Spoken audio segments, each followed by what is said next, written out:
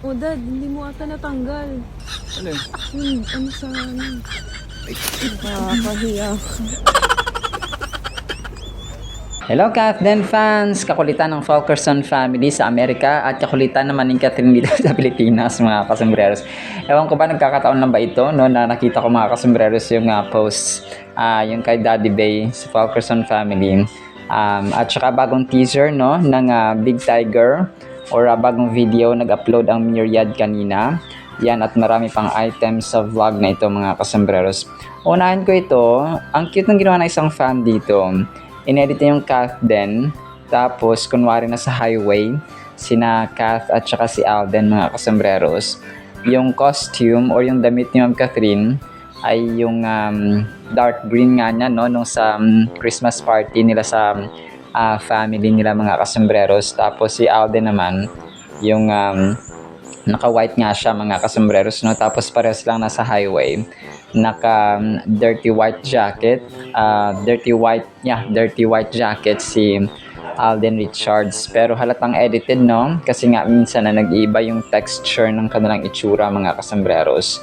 So pero nakakatuwa kasi napag ano niya, parang ginamitan niya ng isang app, tapos magkamukha no, yung Kathden mga kasembreros sa kanilang venue or background mga kasembreros. So nakaka good vibes yung ganito na akala mo ay totoo, pero ito po ay edited lamang mga kasembreros ha. Nililinaw lamang po natin. Tapos ito, nakaka-touch ito yung A-team ni Sir Alden. Kahapon nila pinost ito mga kasembreros, parang nagkaroon sila ng group picture. AR Troopers, we will always be here for you. A-team no, Alden Richards mga kasembreros. Yung parang isa ito sa pinaka-solid no, if not the top 1 ay top 2 no, na parang ito yung top 1 no, A-team ni Sir Alden mga kasembreros. Ito yung pinaka-solid niya na fandom mga kasembreros, Alden Richards A-team. So nakaka-touch no, kasi special mention talaga sila of course dun sa may ARXV concert ni Alden mga kasembreros.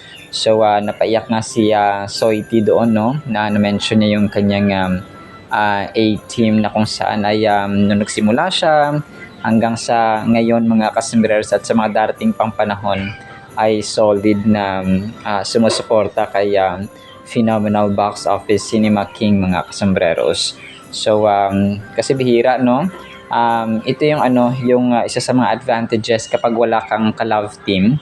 Dati di ba may Aldab talagang nung naghiwalay ang Aldab ay naghiwalay na rin yung mga fans yung mga kasembreros. So nahati siguro no, iba kay Maine, iba kay Alden Richards mga kasembreros. Tapos ito, The Hinebras, kahapon nila pinost mga kasembreros, ratsyada na Catherine Bernardo, balikset na sa taping ng Someone Someday, mas matapang, mas hinog, mas totoo. Matapos ang isang yugto ng pananahimik at pagninilay, ratrat na ratrat grabe naman yung term na ratrat. Ratrat na muling bumalik sa trabaho si Catherine Bernardo. So pero ito po ay of course na yung Someone Someday pa niya na taping mga kasembreros, medyo late lang itong The Hinebras kasi nga nasa vacation mode si attorney at ang kanyang family mga kasembreros. Sabi niya, ratrat na muling bumalik sa trabaho si Catherine Bernardo. Ayon sa ulat ng TV Patrol, tuloy-tuloy na ang taping ng kanyang bagong proyekto na Someone Someday, isang pagbabalik na hindi lamang inaabangan kundi sinisimbolo ng panibagong yugto sa kanyang karera bilang actress. So medyo late lang itong The Hinebras na pag-feature kay Ma'am Catherine sa kanyang bagong serye na Someone Someday mga kasembreros. So yun po no, kasi nga na i-vlog na ito nung mga nakaraang mga linggo pa mga kasembreros. Tapos sige, tatakan na natin itong kakulitan. Unahan ko itong kakulitan ni Ma'am Catherine mga kasembreros no, at saka actually lang kasama niya na si Bao mga kasembreros no, doon nga sa kanilang set or taping ng Magic Sarap. Kagabi lang ito pinost yung behind the scenes nila mga kasembreros, na kung saan ay parang sabi ni Ma'am Catherine, binago ba ng episode na to yung buhay mo, something like that mga kasembreros. Tapos sabi ni sabi ni Bao ay binago niya ang aking cerebral tapos ang gastrointestinal. So grabe yung pagbabago talaga kasi nga ito yung empleyado siya sa isang kumpanya tapos nag-resign si Bao mga customers. Nag-resign siya dahil nga nalaman niya na meron siyang project with Ma'am Catherine mga kasombrero. So hindi ko na alam kung tuloy-tuloy siya dito na magtatrabaho. Pero yun po talaga nakakatuwa kasi resign agad gano'n. Kapag si Ma'am Catherine at saka makakasama si Ma'am Catherine, resign agad siya sa trabaho mga kasombreros. So ibang level iba yung impact ni attorney mga kasombreros.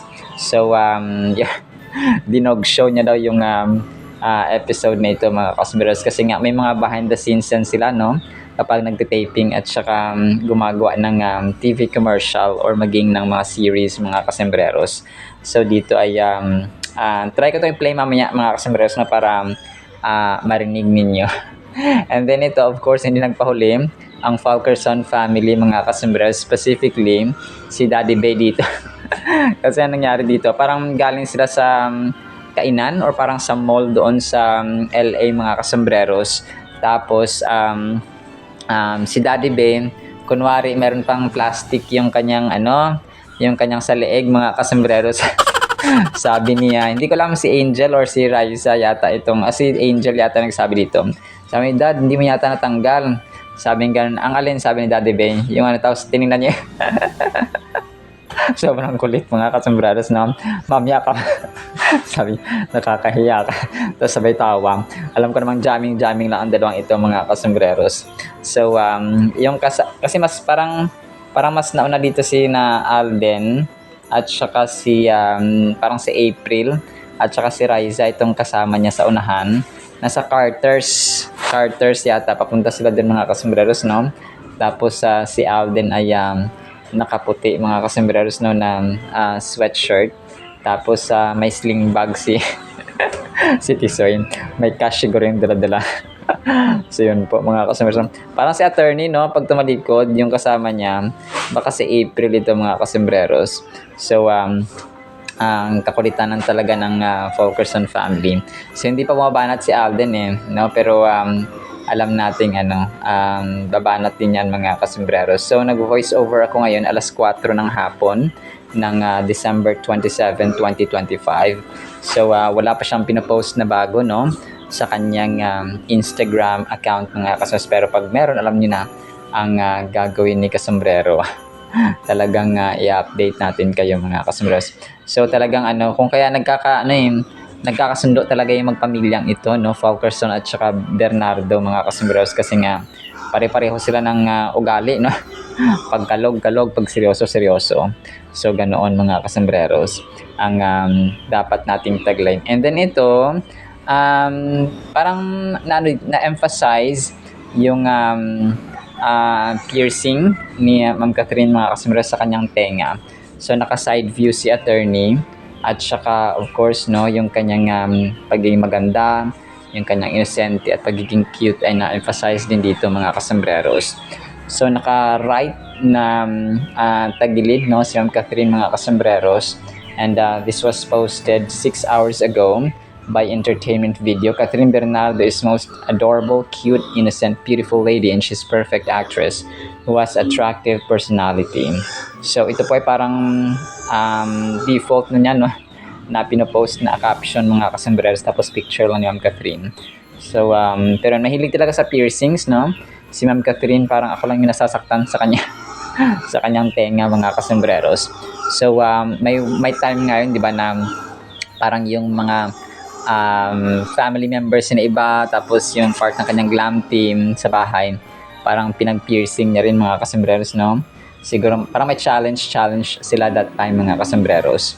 So ngayon parang hindi na nag-vlog si Ma'am Catherine parang nire-reserve niya na yung kanyang buhay na may privacy kagaya ni Sir Alden mga kasombreros. So kasi Sir Alden hindi rin talaga siya nagsimula rin mag-vlog or nagkaroon ng YouTube channel. Talagang Facebook, Instagram, Twitter mga kasombreros minsan sa TikTok yun lang yung parang social media accounts ni Alden. Wala ng YouTube or wala nang kung ano man dyan mga kasombreros. So, yun po. Talagang ano lang, focus lang sa trabaho si Soiti at saka sa kanya mga ganap, no? And of course, sa pag-update. Kaya, kaya attorney mga kasombreros. Tapos, next item natin, ito, picture ito ng magkakapatid, no? Na sina Kat, si Ate Tin at saka si Ate Kay mga kasombreros. So, dito ay in-emphasize ng isang fan mga kasombreros, and this was posted 8 hours ago by Catherine Blue Hearts, the Bernardo sisters ang gaganda. Si Ate Tin, Catherine at saka si Ate Kay. Throwback photo ito, no? Na mga bata-bata pa sila mga kasombreros, and of course, natural, tingnan niyo yung mga ilong nila. Talaga nasa lahi nila ay matatangos yung ilong. Huwag niyo nang pagdiskitahan yung ritoke-ritoke na issue ng ilong ni Ma'am Catherine mga kasombreros. Kasi kung importante importante nakakahinga ang tao. Kasi pag sarado yan, ay kahit pango, kahit patangos, importante ay nakakahinga ang tao mga kasombreros. So, yan ay buhay, no? At saka dyan nagiging lagusan ng hininga at oxygen mga kasombreros, na kung saan ay para mabuhay ang tao mga kasombreros. Tapos, ito, pinost ito ng isang admin ng Kathden mga kasombreros, na kung saan ay parang something na hindi pa makamove on dito sa labas, mga hindi makamove on sa kissing scene ng Kathden. So, kamusta na kaya ang Kathden, no? Si Mema lang 20 hours ago na pinost niya mga kasombreros yung intimate scene ng Kathden mga kasombreros sa Hello Love Again niya mga kasombreros. So, very intimate, no? Yung kanang eksena dito. Pero, yun nga, sasabi natin na ang isang pair, ang tandem na pinagsasama sa isang proyekto, sa isang movie, sa isang series, talagang nagkakadevelopan yan mga kasombreros. Especially pareho silang single, no? So, kung kaya team panatag lang tayo mga kasombreros, no? They're just waiting for the right moment mga kasombreros na maging sila. So, next year, baka may mapasabog pa kasi nga 30 na si Ma'am Catherine. Pinaka-maximum na niya na pwede mag-asawa is 31, no? Kasi nga pag ang babae ay na-late ng asawa, ay baka mahihirapan na siyang mga anak mga kasombreros. Kaya tayo ay maging patient, no? Maging pasensyosa tayo sa mga desisyon, no? At saka future plans ng Kathden. Ang importante, they're enjoying the moment, yung present mga kasombreros. And same goes sa atin.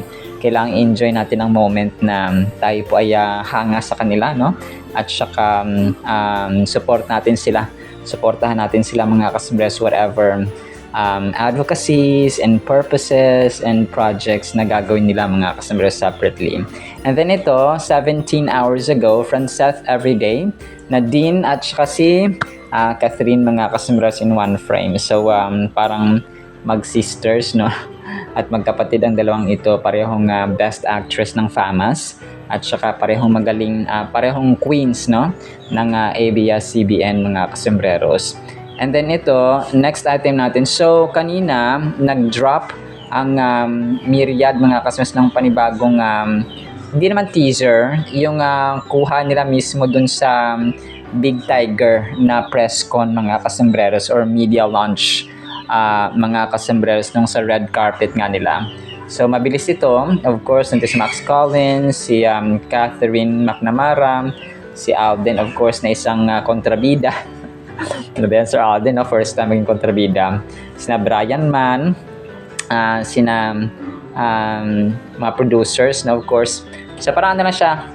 Tatry kong i-play ito mamaya mga kasombreros para ma-appreciate niyo mga kasombreros, no? Yung mga hosts dito. Tapos, basta yung lahat mga kasombreros. So, try ko nga i-play ito mga kasombreros kasi posted ito ng Myriad Entertainment mga kasombreros kanina sa kanilang Facebook page or sa kanilang Facebook account mga kasombreros. So, this was posted 4 hours ago ng Myriad mga kasombreros. So, Byron Mann So yan, tapos in 8 others. A project close to our hearts, a Hollywood film shot on Philippine ground with Alden Richards contributing both as producer and actor. It's a small step with a big vision to see the Philippines shine as a cinematic destination in Southeast Asia. We're on our way. Big Tower Tiger coming soon. So yun siya mga kasembreros. No? Si Bern Sawyer, yung iba pang mga producers, mga kasembreros ng Big Tiger. So, parang ano lang talaga, no? First time talagang maging traidor at saka kontrabida si Alden sa isang pelikula. Ito naman, 51 minutes ago, fans of Catherine Bernardo, best look. Tapos si Ma'am Catherine, ito yung isa sa mga sinuot niya during the interview of Magandang Buhay sa Hello, Love, Goodbye mga kasembreros. So, bata-bata pa siya dito. She was 23. Yes, 23 mga kasembreros yung edad niya dito if I'm not mistaken. Kasi she's now 29. Tapos minus kasi 2019 niya ginawa, no? So 6 years. So tama, 23 years old si Ma'am Catherine at that time mga kasembreros. So yung damit niya na ito na blue, na favorite color ni Ate Soy ay yung kanyang sinuot din during the interview sa Magandang Buhay mga kasembreros. So yun po, sobrang ganda as usual and as expected, very demure and classy si attorney mga kasembreros. Tapos ito, next item natin, ito 7 hours ago, posted ni Joanna Daily Vlog.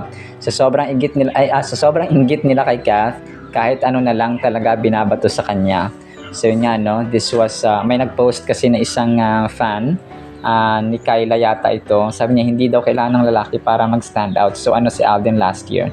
Sino si James Reid ngayon? Mga syunga. Takot at nahiya lang yan sa inyo. Siyempre, sinasamban nyo siya tapos jojowa lang ng trapo. Grabe naman ito mag-comment si ate. Pero hayaan na natin, palagpasin na natin ito. Merry Christmas po. At saka isang Christ-centered at mapayapa at punong-puno ng pag-ibig na Pasko po para sa inyo. Si Deji, yung kanyang pangalan sa Twitter ay Deji, no? Okay. So, fan pala ito ni Kyla at saka ni DJ Ford. Hindi nakapagtataka. Pero sana, no? Iwasan na lang yung mga, yung parang verbal abuse din kasi yung mga ganito na, Pero sabi nga ni Ma'am Catherine, hayaan na lang natin sila. Wag na nating pansinin, no? Kasi may stress lang tayo, sabi ng ni Phenomenal Box Office Cinema Queen. So kahit sino naman ay merong choices, sina Nora Honor dati, no? Sina Vilma Santos, sina Sharon Cuneta, kahit mga dati pang artista, may mga bashers at may mga bashers talaga sila mga kasembreros. Hindi yun nakapagtataka sa industriya ng showbiz. Kahit nga sa atin sa buhay natin, minsan kapatid natin ay hindi natin nakakasundo. So how much more yung iba mga kasembreros, no? But the important thing is, sa atin, wala tayong hatred, wala tayong puot, wala tayong galit sa kanila, no? Meron man, saglit lang, pero pinapalagpas din natin mga kasembreros. So ang mahalaga ay masaya tayo in a positive and good way mga kasembreros. Tapos ito, next item natin, ito 43 minutes ago, ni Yumi Jane Katug. Sikat silang dalawa, pero syempre mas famous ang Asia superstar Catherine Bernardo. Kaway-kaway naman kayo dyan sa baba. So, tapos ay posted ito 43 minutes ago, pictures ni Kath and Kyla sa baba mga kasembreros. So yes, pareho naman silang sikat, no? May fandoms din naman si Kyla. May fandoms din of course ang Phenomenal Box Office Cinema Queen mga kasembreros. So they are of no comparison. Kasi si Ma'am Catherine ay talagang dati pa ito na nagtrabaho mga kasembreros. Bata-bata pa. So si Ma'am Kyla ay kaka-start lang niya. And pareho silang 29 years old, no? Ni Ma'am Kyla Estrada mga kasembreros. So hayaan natin silang magtrabaho separately. And then ito, next item natin. Sobrang ganda nito mga kasembreros. 15 hours ago, posted ito ng isang admin sa Beautiful Artist Philippines. Basta mabuti kang tao, pagpapalain ka talaga lalo. Tama, no? Tapos smiling emoji mga kasembreros at saka may heart. 171 likes. The Catherine Bernardo, she's literally that one artist who never runs out of bashers. The more she rises, the more haters appear as if success automatically attracts bitterness. Yung success talaga nakaka-attract ng bitterness, no? Yung mga tao gusto kang hilahin pa ba. But guess what? Ever since she became famous, God has never left her side. Amen, no? She's been protecting her, or God has been protecting her from every lie, hate, and negativity thrown her way. Because when your heart is pure and your intentions are right, no amount of noise can bring you down. God sees everything and He always lifts those who remain kind despite the hate. Napakaganda, no? Napakaganda nito mga kasambres. Ngayon ko lang na-appreciate yung buong message. Mga kasambres, definitely, no? Ang Diyos po ang nag-aangat sa isang tao kapag pure ang intention at saka humble, mga kasambres. Kasi ang mga taong nagpapakumbaba ay itinataas ng Panginoon. Ang mga taong nagmamataas ay ibinababa ng Panginoon, kagaya ni Satanas or ni Lucifer, mga kasambreros, na ibinagsak dahil sa kanyang palalo o kanyang kayabangan, mga kasambreros. So talagang biblical, mga kasambreros. Wala tayong karapatan na maging mapagmataas, because everything that we have ay galing lahat sa Panginoon, mga kasambreros. So kung kaya manatiling nasa lupa ang ating mga paa, no, hindi nakaangat, mga kasambreros. So kasi kapag tayo ay nagsimulang maging mayabang, ay hindi na tayo driven ng hindi na ang espiritu ng Diyos ang namumuhay sa atin, kundi ang espiritu ni Satan, because that's who he is. Kapag sinunod natin at sumunod tayo sa kayabangan, para na nating sinusunod si Satanas, mga kasambreros. So talaga nagsermon na ako. Pero yun po, no? That's the truth, mga kasambreros. And then ito, last item natin, mga kasambreros. Ang buhay ay parang life. Ito yung nag-post na Facebook page na pangalan. 4 hours ago, no? Sabi dito, my legs are one of the greatest, or my leg is one of the greatest gifts of God, mga kasambreros. So, yun nga. Love it, Ma'am Catherine, mga kasambreros. So, talagang may pintas na mga tao, pero yun nga, no, sometimes ang Diyos natin ay kapag akala nila mali, hindi sometimes, kapag nasa akala nila ay masama or pangit tingnan, nagiging maganda at nagiging advantage pala ito kapag nasa Diyos tayo, mga kasambreros, because God can turn evil into good. So that's biblical as well. Alright, so napakaganda. Sinama sa ating Kathleen items, no? Sana po ay pakinggan po natin.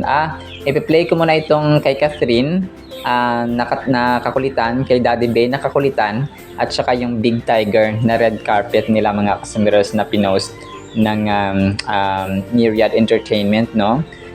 Ni Sir Alden, mga kasambreros. And of course, abang-abang pa kayo sa ating mga updates, at maraming salamat po sa mga parati nakaabang. Sana po ay pakinggan po natin ang salita ng Panginoon na sobrang mahalaga sa lahat ng aspeto ng ating buhay. Isang pinagpalang araw po sa bawat isa. I feel like a totally different person now. After this episode, Yeah. nabago ka ba ng episode na Binago ang aking cerebral, physical, and also ang aking gastrointestinal.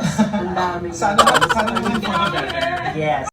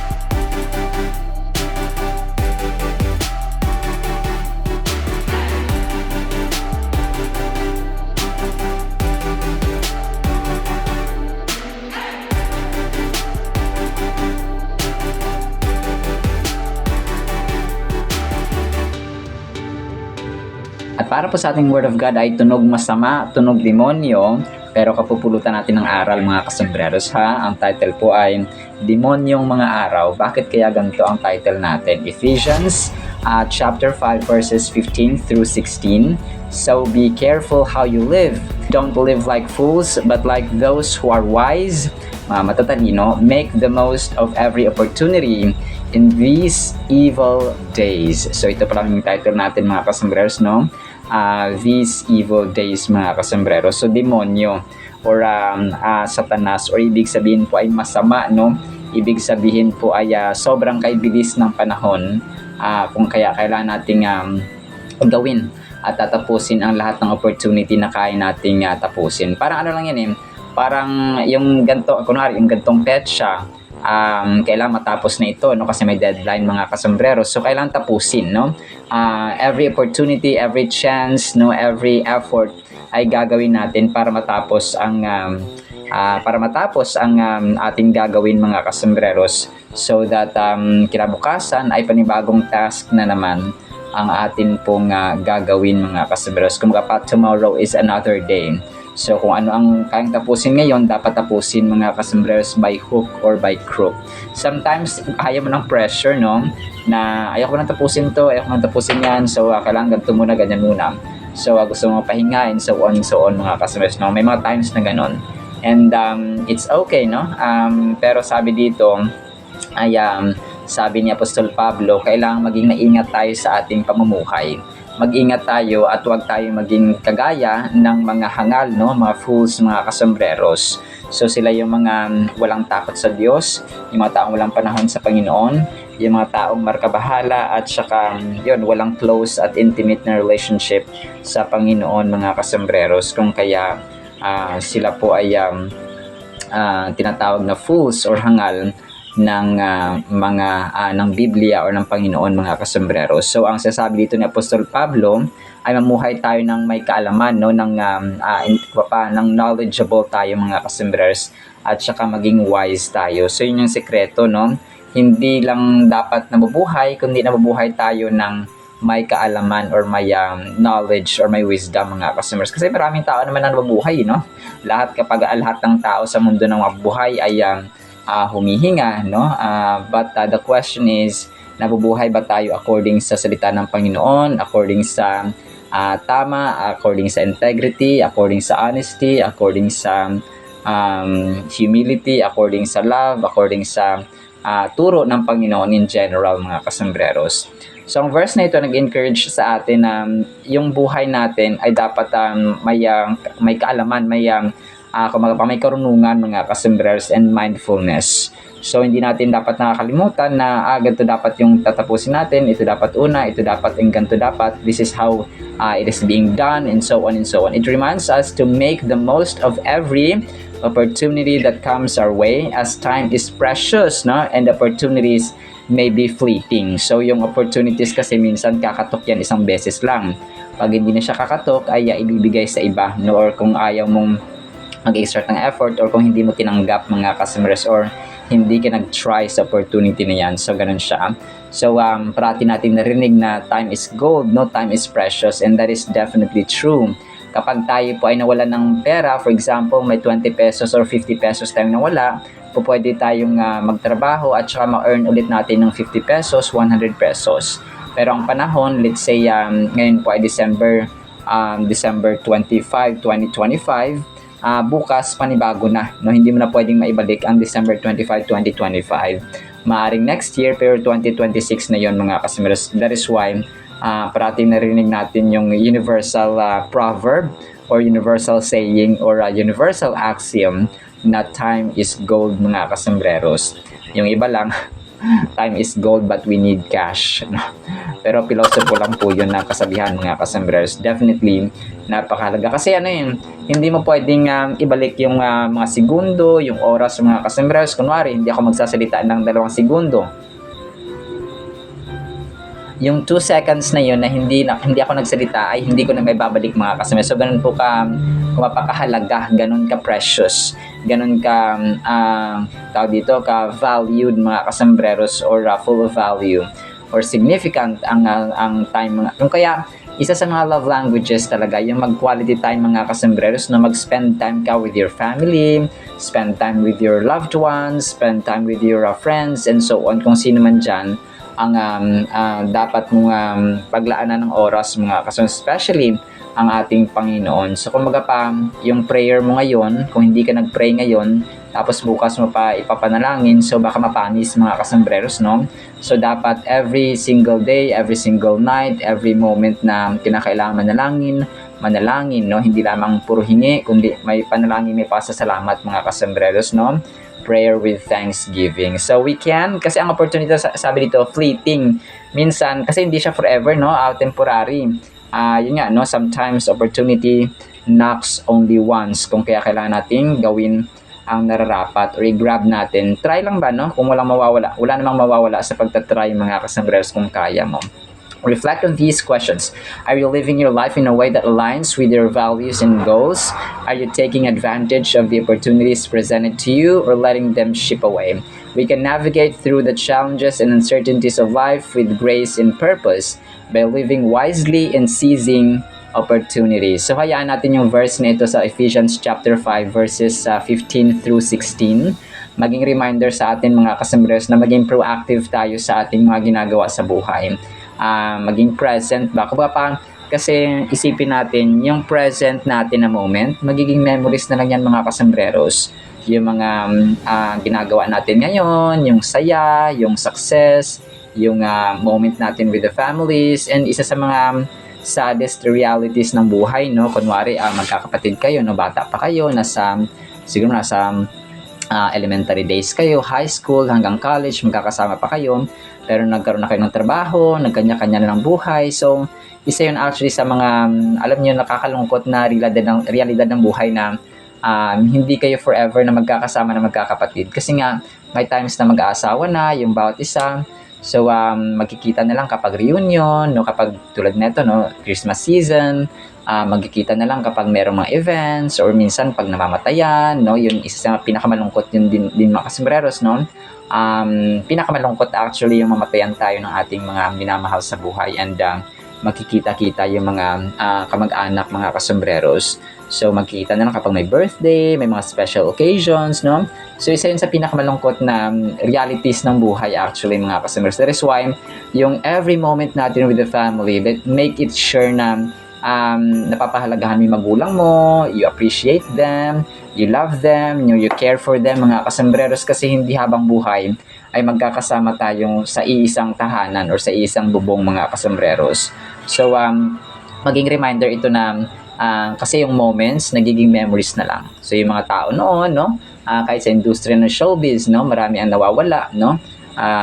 Kunwari, after 15 years, after 10 years, so nag-iibang takbo ng panahon, nag-iiba ang mga pelikula, mga palabas, and then, of course, yung mga magkakasama sa iisang project, mga kasembreros. So, walang forever sa mundong ito, mga kasembreros. So, kung kaya sasabi nila na parang halos lahat gagawin para magkapera, magkamalang pera, para lang sa sariling interest, no, selfish interest, ay wala pong forever, kasi lahat ng tao ay papanaw, mga kasembreros. We can contribute to a more fulfilling and meaningful existence, both for ourselves and for those around us, as we strive to live wisely and make the most of every opportunity. So, do your best, no? Especially sa pagmamahal natin sa ating mga magulang, mga kasembreros, na hindi sa lahat ng pagkakataon at season ng ating buhay ay nasa tabi natin sila, no? Hindi sila forever, hindi ako forever, hindi tayo forever sa mundong ito, mga kasembreros. So one way to make the most of our time is being wise in understanding what the Lord's will is for us. So alamin natin kung ano yung kalooban ng Diyos sa atin. So malalaman natin, ito yung pinakamadaling indication or sign, mga kasembreros, na ang isang bagay o ang isang trabaho ay will or kalooban ng Panginoon sa ating buhay kapag nagkakaroon tayo ng panahon, no, at oras sa Panginoon. kapag hindi ka kunwari may trabaho ka ngayon, malaki ang sahod, pero kung wala ka namang panahon sa pagbibiblia, hindi ka na nakakapanalangin kasi parating overtime, parating pagod, no? Tapos kinabukasan, ganun ulit. So, kapag wala ka ng panahon sa Biblia, sa panalangin, sa family, kung hindi na balance ang buhay mo ba, hindi yan ang kalooban ng Panginoon. So, it's time for you to change your career or change or transfer to a different company na masasabi mong may time ako sa pamilya, may time ako sa Biblia, may time ako sa panalangin, may time ako sa bonding, may time ako sa gala, balanced life mga kasombrero. So, ganun po ang totoong kalooban ng Panginoon. So, yun yung pinaka madaling basihan na ito will ito ng Panginoon, kalooban ito ng Panginoon kasi nagkakaroon pa ako ng time sa Kanya. Nagkakaroon ako ng quality time at saka nakakapag-spend time ako sa aking family. So, in short, balanced life mga kasombrero. So, yun po ha. Napakadali na po yan na basihan, no? Hindi na po tayo mali dito na kalooban ba ito ng Panginoon? Kalooban na. So, of course, no, yung trabaho naman na marangal. Kasi kapag trabaho mo ay malaking mga sahod, sabihin mo, pero illegal na. So, given na po yun na dapat legal na trabaho mga kasembreros. So, yun po, no, kung kaya sasabi natin na hindi literal na demonyo ang araw ha, kasi ang everyday life natin ay regalo naman ng Panginoon yun mga kasembreros. Ginawa ko lang itong title na demonyong mga araw kasi nga yun yung nakalagay na literal no, na sinabi ni Apostle Paul mga kasembreros. Pero yung totoong kahulugan nito ay mabilis no, tumakbo ang panahon. Kung kaya let's make the best opportunities and grab every opportunity, every chance, lahat ng chance, lahat ng effort, lahat ng opportunity na merong dadaan no, at saka kumatok sa ating buhay ay gawin natin. And of course, no, yung kalooban ng Panginoon, whereas na nagkakaroon tayo ng balanced life talaga mga kasembreros. Alright, so ang ganda ng verse na ito mga kasembreros. But in the meantime, yun lamang po sa ating Word of God ha. Nawa pa ipagpalain po tayo ng pag-ibig, pananampalataya, pag-asa, no? And wisdom sa ating pamumuhay, sa ating buhay araw-araw. In the mighty and most precious name of the Lord Jesus Christ, we pray. Amen and amen. See you sa next segment mga kasembreros, and paalam po.